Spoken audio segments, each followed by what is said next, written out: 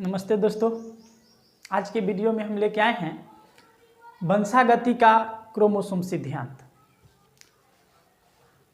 वंशागति का क्रोमोसोम सिद्धांत जिसे अंग्रेजी में कहते हैं क्रोमोसोमल थ्योरी ऑफ इनहेरिटेंस।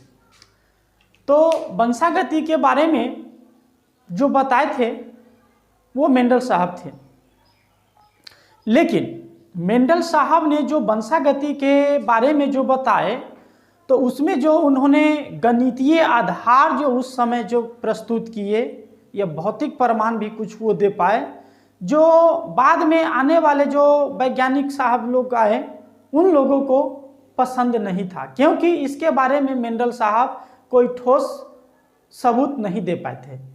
दूसरा रीज़न ये है कि क्रोमोसोम के बारे में जो आज विज्ञान में जो डाटा उपलब्ध है, जो जानकारी हम लोगों को प्राप्त है, वो जानकारी भी मेंडल साहब सही ढंग से नहीं दे पाए थे।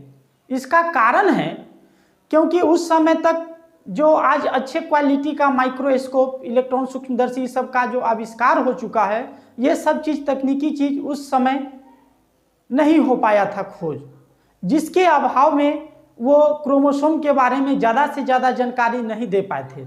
जितना आज के वैज्ञानिक लोग को ये क्रोमोसोम के बारे में जो जानकारी उपलब्ध है, ये माइक्रोस्कोप के आ जाने के बाद, उस समय माइक्रोस्कोप के अभाव के बिना मेंडल साहब ने क्रोमोसोम के बारे में ज़्यादा से ज़्यादा जानकारी प्राप्त आज की तुलना में वो नहीं था, जिसके कारण उनका कुछ जो क्रोमोसोम के वंशागति सिद्धांत में जो कुछ त्रुटि जो था उसी चीज़ को आगे बढ़ाया गया, और वो थे बढ़ाने वाले जो थे वो थे सटन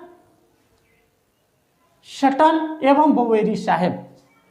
तो ये मेंडल साहब ये के जो त्रुटि था उसी को आगे बढ़ाते हुए चले हैं। तो गुणसूत्रीय सिद्धांत को सटन एवं बोवेरी साहब, ये आप देख रहे हो, सटन एवं बोवेरी साहब ने 1902 ईस्वी में, कब 1902 ईस्वी में प्रतिपादित किया। ये दोनों वैज्ञानिक 1902 ईस्वी में प्रतिपादित किए।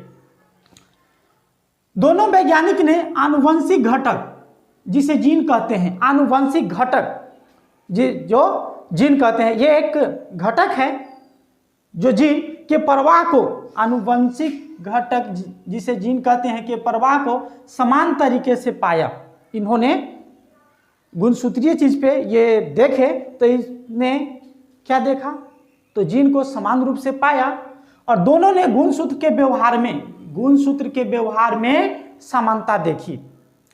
दोनों सटन और बोवेरी साहब ने क्या देखा, समानता देखी गुणसूत्र के व्यवहार में, जो जीन का जो क्या व्यवहार है नहीं है। तो इस पे जब उन्होंने समीक्षा किया तो इन्हें पता चला कि ये एकदम समानता है। आगे समानता देखी गैमीट निर्माण के समय, ये गैमीट निर्माण के समय एवं निषेचन, गैमीट निर्माण एवं निषेचन के समय इन्होंने बताया, गैमीट निर्माण और निषेचन के समय इन्होंने बताया कि गुणसूत्र आनुवंशिक घटक के वाहक का कार्य करता है। गुणसूत्र जो है आनुवंशिक घटक के वाहक का कार्य करता है। आनुवंशिक घटक, यह जो जेनेटिक्स जो सूचना है, इंफॉर्मेशन है, उसको वो ढोता है। तो आनुवंशिक घटक के वाहक का कार्य करता है। और गुणसूत्र एवं जीन जो है डिप्लॉइड सेल्स में जोड़ा में पाया जाता है। डिप्लॉइड सेल को 2n से सूचित करते हैं। 2n ये 46 ये क्रोमोसोम है, तो ये क्या हो जाता है, डिप्लॉइड सेल कि ये क्रोमोसोम जो है हमारा पेयर्स में है, और यहाँ पे n जो है वो इसका एक पेयर्स होता है, तो ये हो जाता है हैप्लॉइड सेल। तो इन्होंने क्या बताया कि गुणसूत्र आनुवंशिक घटक के वाहक का कार्य करता है, और गुणसूत्र एवं जीन जो है डिप्लॉइड सेल्स में जोड़ा में रहता है, जोड़ा में पाया जाता है। तथा प्रथम अर्धसूत्री विभाजन, आप ऑलरेडी जानते हो, अर्धसूत्री विभाजन, प्रथम अर्धसूत्री विभाजन जिसे मियोसिस डिवीजन करते हैं। तो अर्धसूत्री विभाजन के कई चरण होते हैं, 5 चरण है। तो इसका प्रथम अर्धसूत्री विभाजन, अर्धसूत्री विभाजन कहने का मतलब है कि इसमें गुणन होगा, वृद्धि होगा। वृद्धि होना अब है कि विभाजन के समय गुणसूत्र एवं जीन का पृथक्करण होता है। अब जब वृद्धि हो रहा है तो आप यहाँ पे देखे हो कि ये डिप्लॉयड अवस्था में जब वो वृद्धि है तो ये 2n जो है, ये डिप्लॉयड अवस्था में क्रोमोसोम की संख्या 46 होता है जिसे 2n से सूचित करता है, और n ये हैप्लॉयड अवस्था है जिसे इसका एक ही पेयर्स आ पाता है, तो ये इसे हैप्लॉयड्स कहते हैं। तो यहाँ पे प्रथम अर्धसूत्री विभाजन, तो प्रथम अर्धसूत्री विभाजन किस समय होता है? डिप्लॉयड अवस्था में ये वृद्धि होता है। तो वृद्धि होने के समय गुणसूत्र एवं जीन का पृथक्करण होता है। जब सेल डिवीजन जब कंप्लीट हो जाता है तो यहाँ पे क्या होता है कि गुणसूत्र एवं जीन का पृथक्करण होता है, ये अलग अलग होता है। और इसमें क्या होता है कि गुणसूत्र और एवं जीन का पृथक्करण अलग अलग हो गया तो उस समय क्या कुछ वाहक जो होते हैं, जिसे शुरू में मैंने बताया था, वो जीन वो अलग अलग आ जाते हैं। तो अब यहाँ पे हम आगे इसको देखेंगे, गुणसूत्र एवं जीन में तुलना करेंगे, ये दोनों में क्या अंतर है नहीं है, इसको अब हम समझेंगे जीन एवं गुणसूत्र में। तो देखिए,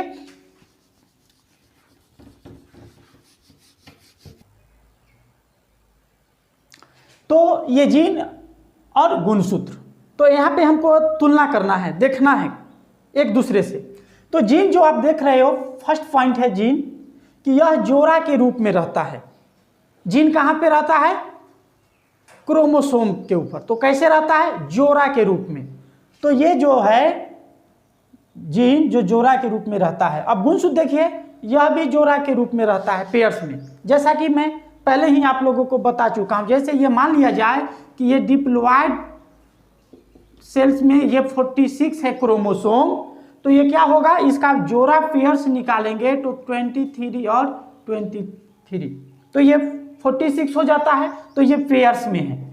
तो इसी तरह जब ये पेयर्स में है तो ये जीन जो है इसी के पास मौजूद रहता है, तो ये भी जोड़ा में है। ये मनुष्य के ऊपर हम ये क्रोमोसोम के बारे में बात किए हैं। यदि हम ड्रोसोफिला में भी यदि हम बात करते हैं तो उसका 8 है, क्रोमोसोम की संख्या 8, तो ये भी पेयर्स के रूप में है। तो इस पे भी जो रहेगा, जीन जो रहेगा वो जोड़ा में ही रहेगा। किसी भी जीव में जो क्रोमोसोम होता है वो पेयर्स में होता है और उसके साथ जो जीन है उसी के ऊपर रहता है, तो सब ऑलरेडी वो भी पेयर्स में ही रहेगा, जीन भी। सेकेंड पॉइंट है कि युग्मक निर्माण के समय यह पृथक हो जाता है। जीन युग्मक गैमिट फॉर्मेशन के समय यह पृथक यानी अलग हो जाता है। गुणसूत्र की यदि बात किया जाए तो यह भी गैमिट फॉर्मेशन के समय, यह भी गैमिट निर्माण के समय पृथक हो जाता है। ये कब?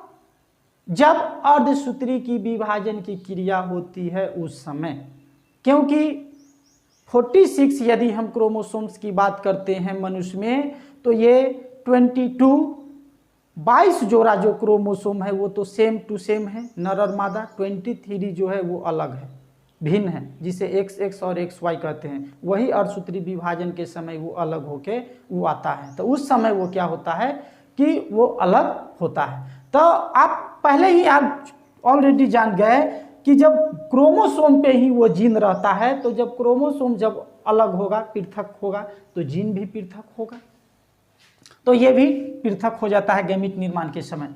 थर्ड पॉइंट चलते हैं जीन में कि एक युग्मक में जीन के जोड़ा में से केवल एक ही आ पाता है। यहाँ देखिएगा, एक युग्मक में जीन के जोड़ा में से केवल एक ही आ पाता है। जब युग्मक जोड़ा में है तो वो जीन में से केवल एक ही आ पाता है। इधर गुणसूत्र की यदि बात करते हैं तो किसी युग्मक में समजात क्रोमोसोम एक समान, समजात क्रोमोसोम जो है एक समान क्रोमोसोम के जोड़ा में से भी यह भी केवल एक ही आ पाता है। ये भी एक आ पाएगा जोड़ा में और ये भी एक आ पाता है। लास्ट इसका देखेंगे जीन का कि इसके जोड़ा एक दूसरे से स्वतंत्र रूप से विसंयोजित होता है, अलग होता है, और ये अलग अलग क्रोमोसोम के, गुणसूत्र की बात करें तो अलग अलग क्रोमोसोम के जोड़ा भी स्वतंत्र रूप से ये विसंयोजित होता है। तो आपने ये यहाँ पे देखा जीन और क्रोमोसोम के में व्यवहारिक तुलना। तो थॉमस हंट मॉर्गन साहब क्रोमोसोम सिद्धांत को ये आगे बढ़ा तो एक फ्रूट फ्लाई मक्खी के ऊपर। तो आप देख रहे हो ये मॉर्गन साहब ने अपने मित्रों के साथ फ्रूट फ्लाई मक्खी, जिसे फल मक्खी कहते हैं, उसका नाम है फ्रूट फ्लाई ड्रोसोफिला मेलानोगैस्टर, इसे आम भाषा में समझिए तो फल मक्खी।